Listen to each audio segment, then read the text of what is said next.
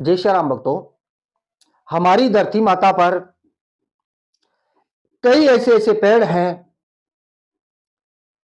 जिसकी जड़ को, तने को, फूल को या फल को अपने घर में रखने से बहुत बड़े बड़े चमत्कार देखने को मिलते हैं, लेकिन हमें ज्ञात नहीं होता। आज मैं जिस पौधे के बारे में आपको बताऊंगा भक्तों, वो है आग का पौधा। भक्तों, आग के पौधे को आप कभी हल्के में मत मानकर चलना। आग का पौधा बहुत बड़ा चमत्कारी पौधा होता है। आग के पौधे की जड़ को या फूल को अपने घर में रखने से बहुत बड़े बड़े चमत्कार होते हैं। ध्यान रहे भक्तों, आग के पौधे से आप किसी भी अदृश्य आत्मा को बुला सकते हो, चाहे देवता हो, दानव हो, भूत हो, प्रेत हो। सिर्फ बुलाने का तरीका अलग अलग होता है। आज मैं आग के पौधे से भगवान श्री गणेश को प्रकट करने के उपाय आपको बताऊंगा। अतः आपको क्या करना होगा, जब भी आपका मन करे, अच्छा नक्षत्र हो, अच्छा वार हो, उस दिन आग के पौधे के पास में जाना है और विधि विधान से उसकी पूजा करनी है। पूजा करके आपको हाथ जोड़कर निवेदन करना है कि हे पेड़राज, मैं कल आऊंगा और आपकी जड़ को लेकर जाऊंगा, अतः मेरे ऊपर कृपा बरसाए। इस प्रकार आग के पौधे को आपको नुता देना है भक्तों। अगले दिन आपको फिर से आग के पेड़ के पास में जाना है और विधि विधान से फिर से आपको पूजा करनी है और आग के पौधे की जड़ को खोदना है। भक्तों, यह है आग का पेड़, ऐसा होता है। और ये मैं जड़ भी निकाल के लाया हूं भक्तों, देखो ये जड़ भी निकाल के लाया हूं। ये देख लो आप आराम से। जड़ जड़ को निकाल कर आपको अपने घर पे आना है और विधि विधान से पंचामृत स्नान कराकर शुद्ध जल से स्नान कराए, इस जड़ की प्राण प्रतिष्ठा कराए।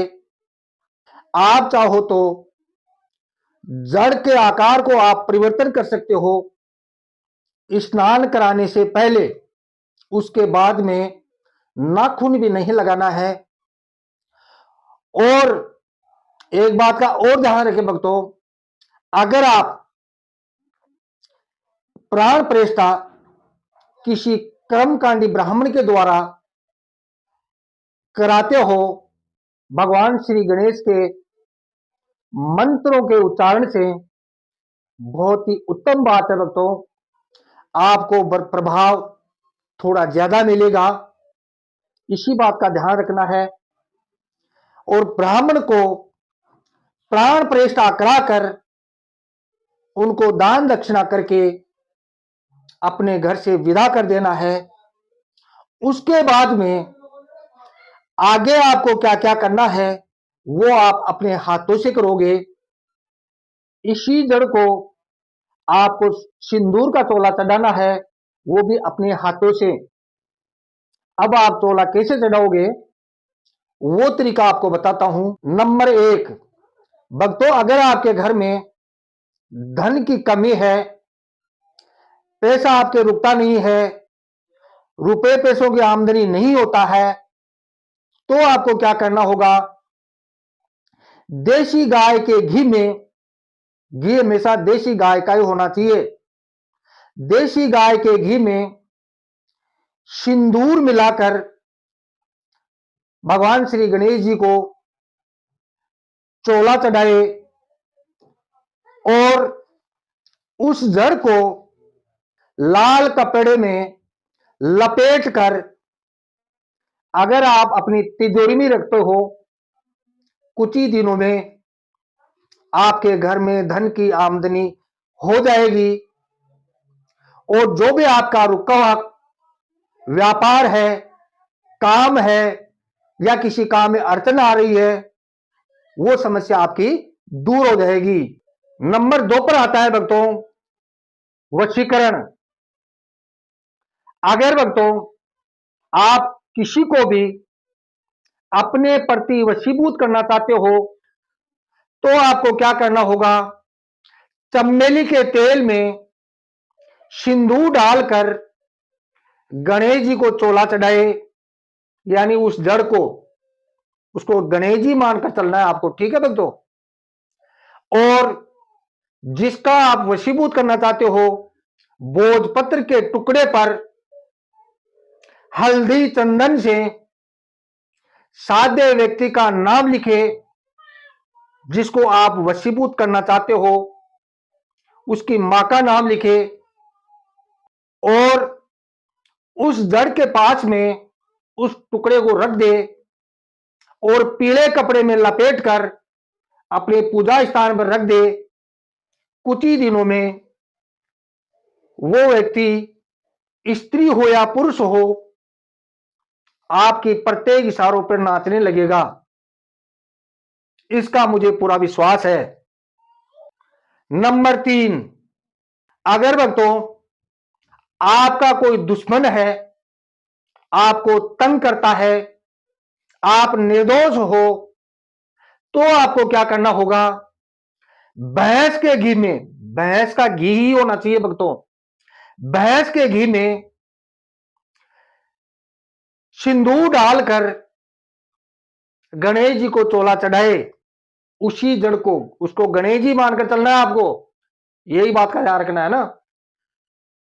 चोला चढ़ाकर साध्य व्यक्ति का नाम भोजपत्र पर लिखकर काले कपड़े में लपेटकर अपने पूजा स्थान पर रख देने से जिसके प्रति आपने ये टोटका किया है वो व्यक्ति बीमार हो जाएगा।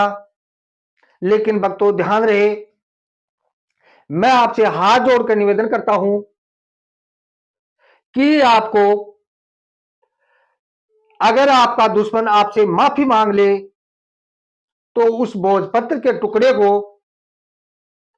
आप बाहर निकाल देना, वरना नहीं तो वरना वो मर जाएगा।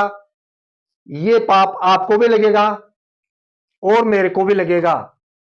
नंबर 4 पर आता है भक्तों, अगर आपके घर में हारी बीमारी चल रही है, किसी ने टोना टोटका किया है, भूत प्रेत की सवारी आपके घर में किसी पे आती है या कोई देवी देवता की सवारी आती है, आप परेशान हो गए हो, तो आपको क्या करना होगा, सरसों के तेल में सिंदूर मिलाकर गणेश जी को चोला चढ़ाए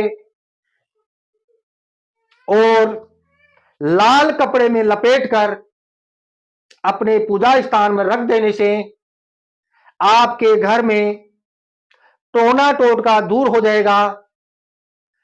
कोई तंत्र मंत्र का आपके ऊपर कोई असर नहीं होगा, मैं आपसे वादा करता हूं। लेकिन भक्तों करना आपको पड़ेगा।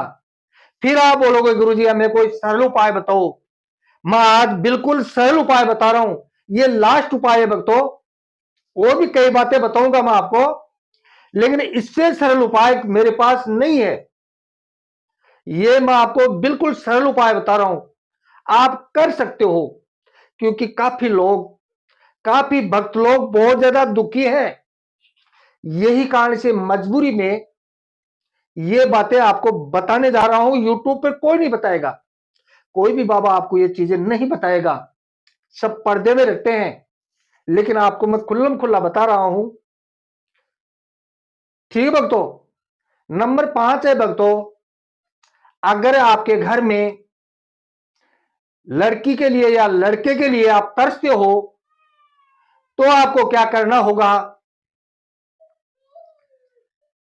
केसर के तेल में सिंदूर मिलाकर गणेश जी को चोला चढ़ाए और लाल कपड़े में लपेट कर अपने पूजा स्थान पर रख दे और फिर किसी अच्छे डॉक्टर को दिखाए, तो कुछ ही दिनों में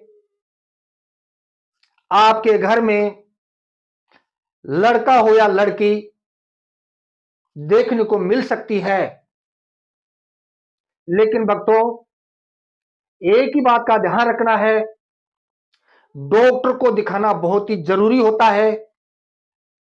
ऐसा भी नहीं मैंने बता दिया, गुरुजी मेरे को ये उपाय बता दी, मेरे तो ऐसे ही हो जाएगा, ऐसा नहीं है भक्तों।